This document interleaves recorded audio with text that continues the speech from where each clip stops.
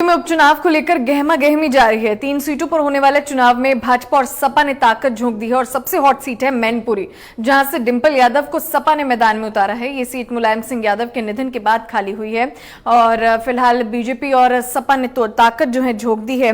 सबसे hot seat Mainpuri है। आपको बता दें 3 सीटों पर चुनाव होने हैं और भाजपा और सपा की तरफ से लगातार जो है वो ताकत झोंकी जा रही है।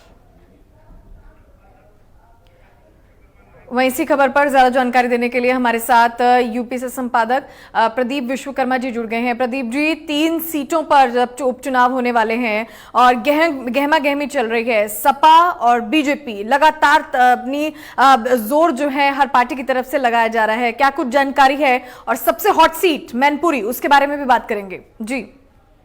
बिल्कुल, देखिए न सिर्फ मैनपुरी बल्कि खतौली और रामपुर, ये तीनों बहुत ही महत्वपूर्ण सीटें हैं। हालांकि कहा यह जाता है कि जो भी उपचुनाव होते हैं वो सरकार के चुनाव होते हैं, लेकिन जिस तरीके से विपक्ष की तैयारी कर रहा है, विपक्ष मतलब समाजवादी पार्टी तैयारी कर रही है, उस लिहाज से ये चुनाव काफी महत्वपूर्ण हो चले हैं।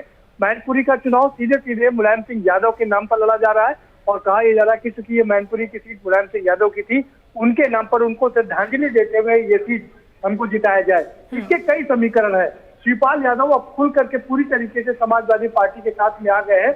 हालांकि भारतीय जनता पार्टी की तरफ से कई प्रयास किए गए और इस प्रयास में उनकी सिक्योरिटी भी कम की गई और इसके साथ में साथ उनका जो सीबीआई ने राज्य सरकार से अनुमति भी मांगी है कि उनके जो रिवर फ्रंट घोटाला हुआ था उसकी जांच की जाए और इसके लिए अनुमति दी जाए। सरकार ने फाइलें सब मंगवा ली है, लेकिन अभी तक उस पर कोई फैसला नहीं हो पाया है। तो एक और शिवपाल पर दबाव बनाया गया और उनका जो ऑफिस है लखनऊ में, जो इतना बड़ा ऑफिस बनाया गया है, उनका बनाया है वो सरकार की मेहरबानी पर है। और ये कभी बहुजन समाज पार्टी का, मायावती का घर हुआ करता था। ये आलिशान बंगला उनको दिया गया था, वो भी उस पर भी काले घने बादल मंडरा रहे हैं।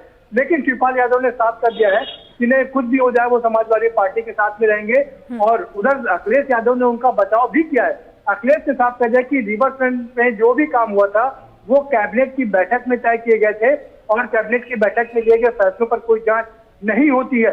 इतना ही नहीं बल्कि उन्होंने धमकी भरे लहजे में कह दिया कि हमेशा भारतीय जनता पार्टी की सरकार नहीं रहने वाली है और अगर हमारी कभी सरकार आई तो जो कैबिनेट के फैसले वर्तमान में ले जा रहे हैं हम भी इसकी जांच करेंगे। यानी कि खुले रूप में अब दोनों आमने सामने आ गए। दूसरी ओर खतौली की बात करें, मुख्यमंत्री योगी आदित्यनाथ तो वहां पर पहुंच चुके हैं। भारी तादाद में लोग वहां पर पहुंचे हुए हैं और विक्रम सैनी को क्योंकि जेल हो गई, 2 साल की सजा हो गई, इसलिए उनकी पत्नी को यहाँ से चुनाव लड़ाया जा रहा है। और संजीव बालियान, जितने भी हिंदूवादी नेता हैं वो सब मंच पर मौजूद है। इसमें एक बहुत ही दिलचस्प घटना यहाँ पर यह है कि सहारनपुर के धर्म सिंह सैनी जो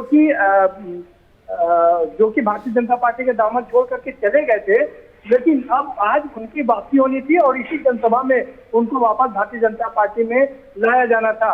और खबर हमारे पास जो ये है कि पूरे काफिले के साथ में धर्म सिंह सैनी वहां से सहारनपुर से निकल चुके थे और यहाँ पर मंच पर बैठने के लिए आने वाले थे, लेकिन उनको बीच रास्ते में ही रोक दिया गया है। फिलहाल उन्हें रोक दिया गया है कि अभी उनकी ज्वाइनिंग नहीं है, क्योंकि उनके खिलाफ भी भारतीय जनता पार्टी की तरफ माहौल बन रहा था। तो उनको रोक दिया गया कि अभी फिलहाल ज्वाइनिंग नहीं करेंगे, कुछ समय के बाद ज्वाइनिंग होगी। ठीक है। बताते चले अपने दर्शकों को, यानी कि तैयारियां जो है हर पार्टी की तरफ से चल रही हैं और फिलहाल बयानबाजियों का दौर भी शुरू हो चुका है। बहुत बहुत शुक्रिया प्रदीप जी इन तमाम जानकारियां देने के लिए। सो फिलहाल यूपी में भी अब चुनाव है और इसी को लेकर हर पार्टी की तरफ से अब तैयारियां जो है वो शुरू कर दी गई।